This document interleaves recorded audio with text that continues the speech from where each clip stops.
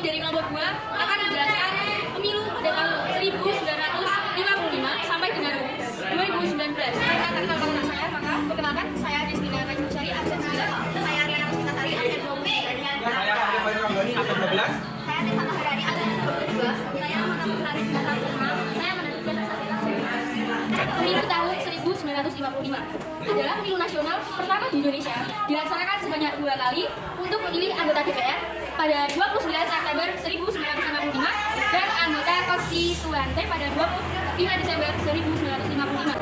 Pemilu 1955 menggunakan sistem proporsional, artinya kursi yang tersedia dibagikan kepada partai politik sesuai dengan timbangan perolehan suara yang didapat oleh partai politik tersebut.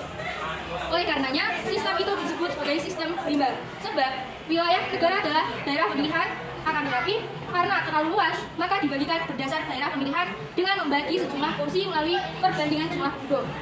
Pemilu 1971. Pemilu kedua seharusnya dilangsungkan pada tahun 1958, namun baru berlangsung pada tahun 1971 karena masalah keamanan. Pemilu ini berlangsung untuk memilih anggota Dewan Perwakilan Rakyat atau DPR dan Dewan Perwakilan Rakyat Daerah atau DPRD.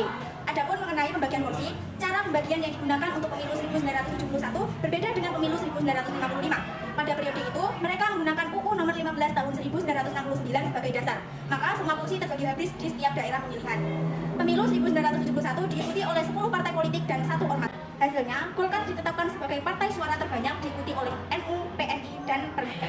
Satu hal yang nyata berbeda dengan pemilu sebelumnya adalah bahwa pemilu tahun 1977 pesertanya jauh lebih sedikit, yaitu 2 partai politik dan 1 Golkar. Di dalam 5 pemilu, yaitu pemilu tahun 1990, 1977, 1982, 1987, 1992, dan 1997, pesertanya hanya 3. Pemilu pada tahun 1977 dilaksanakan pada tanggal 2 Mei 1977. Sedangkan pemilu tahun 1992 dilaksanakan serentak pada tanggal 4 Mei.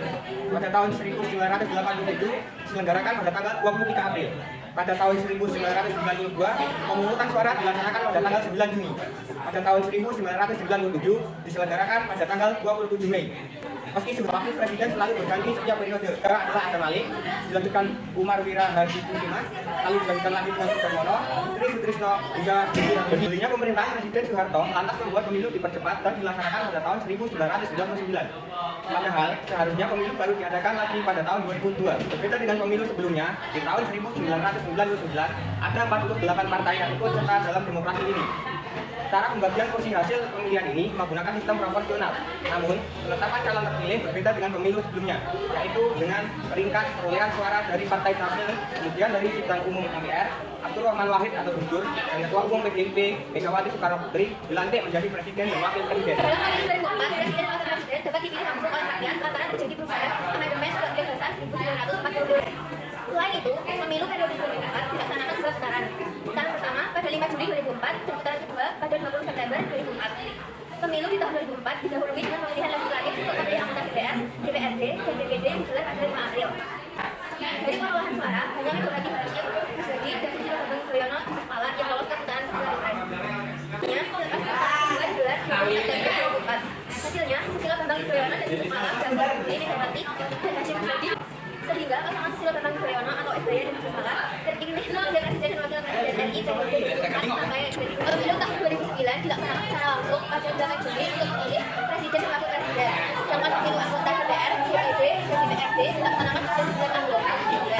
Hasilnya, Komisi Pemilihan Umum atau KPU menetapkan pasangan Susilo Bambang Yudhoyono dengan wakilnya Budiono sebagai pemenang Pilpres 2009. Pemilu 2014 dilaksanakan 2 kali, yaitu pemilu legislatif pada tanggal 9 April 2014 yang akan memilih para anggota Dewan Legislatif, dan pemilu presiden pada tanggal 9 Juli 2014 yang akan memilih presiden dan wakil presiden.